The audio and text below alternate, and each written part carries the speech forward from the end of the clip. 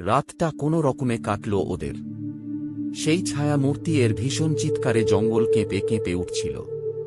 পরদিন সকালে ছেলেটি ভদ্রলোকটিকে জিজ্ঞেস করল, আচ্ছা রাতে ওটা কি ছিল? লোকটি বলল, রাতের কথা ভুলে যাও, চলো তোমাকে আমার বাকি ঘরগুলো দেখাই। এই বলে লোকটি ছেলেটিকে সঙ্গে নিয়ে বাড়ির পেছনে গেল। সেখানে আরও একটা কাঠের ঘর।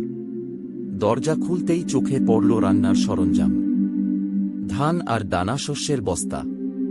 ছেলেটি জিজ্ঞেস করল, এই জঙ্গলের মধ্যে আপনি এইগুলো পেলেন কোথায়?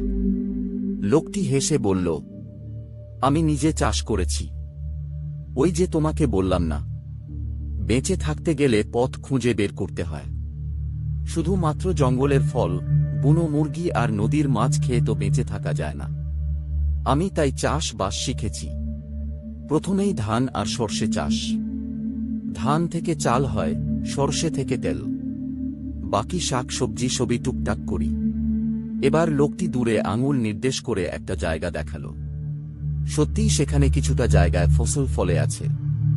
এবার তৃতীয় ঘরের কাছে গিয়ে লোকটি থমকে দাঁড়ালো, তারপর ছেলেটিকে বলল, এই ঘরের ভেতরের দৃশ্যটা খুব সুখকর নয়, তুমি দেখলে ভয় পাবে না তো?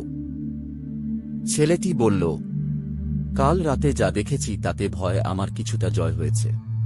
লোকটি এবার সেই ঘরের দরজা খুলে দিল, আর সাথে সাথে একটা আঁশটে গন্ধ নাকে আসলো। ছেলেটি ঘরের ভিতরে দৃশ্য দেখে আঁতকে উঠল। এ কি দেখছে সে? সারা ঘর জুড়ে নরকঙ্কাল আর বিভিন্ন আগ্নেয়াস্ত্র মজুত রয়েছে। ছেলেটি এবার লোকটির দিকে জিজ্ঞাসু দৃষ্টিতে তাকালো।